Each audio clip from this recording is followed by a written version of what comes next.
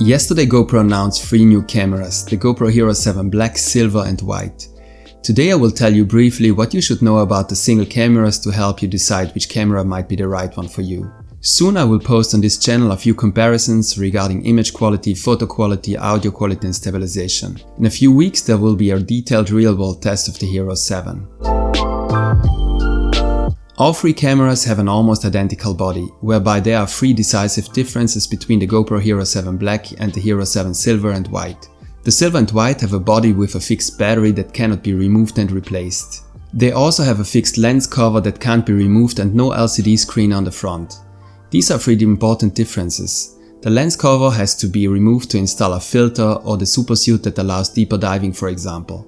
I think the fixed battery is the even bigger disadvantage. You can't use a backup battery and you need a power bank if the battery is empty. Especially in the cold, for example when skiing, my Hero 6 often had problems and the battery often gave up early. A second battery was very helpful in these cases. I also had the first GoPro session a few years ago. Shortly after the warranty expired, the battery was defective. Since the battery is also fixed in the session, this was a huge disadvantage. The front LCD screen is helpful if you look at the camera from the front and want to read the most important information about the current recording. A front LCD screen is also helpful if you want to change the settings underwater.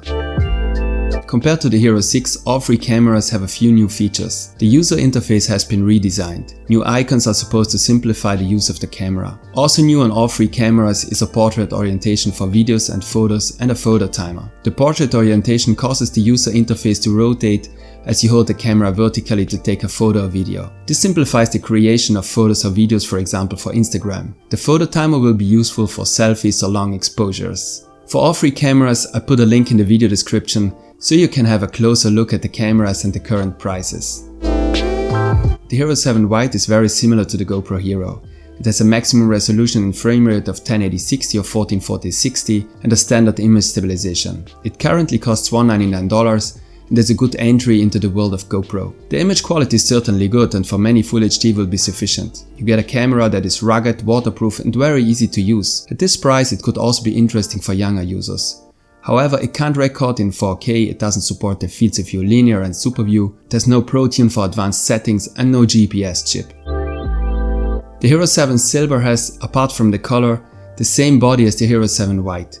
Compared to the White, there is one important difference. The Hero 7 Silver supports a maximum resolution and frame rate of 4K 30. Apart from 4K 30 or 4K 24 however, it does not support any other resolutions or frame rates than the White. So there is no 2.7K 60 or 1080-120. In addition, unlike the Hero 7 White, it has a GPS chip and an HDR mode for photos. This camera costs $299 at the moment and is interesting for all those who don't want to spend $400 but want to have 4K. If you already own a Hero 6 or Hero 5, this camera is not interesting. Compared to the Hero 7 Black, it also has many disadvantages. The Hero 7 Black has higher frame rates in all resolutions, allowing you to create fantastic slow motion in 4K or 2.7K. In addition, the Silver has no Pro Tune, no fields of view linear or super view, and as mentioned before, the battery and the lens cover are fixed. In addition, there are all the new features that this year were only introduced for the Hero 7 Black, and which I will go into shortly. In my opinion, these are many important differences in comparison to the Hero 7 Black.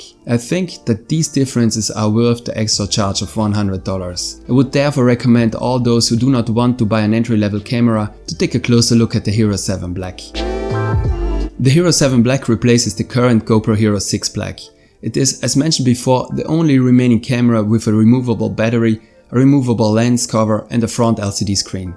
It can shoot in 4K 60 or 2.7K 120 or 1080-240, so it has more or less the same resolutions and frame rates as the Hero 6 Black. Just like the Hero 6, it takes photos at 12 megapixels, not 10 megapixels like the other 2 cameras. You should consider this if you want to take a lot of photos with the GoPro. Only this camera has the powerful GP1 chip that was introduced last year, but compared to the Hero 6 it's more a firmware update than a real hardware update.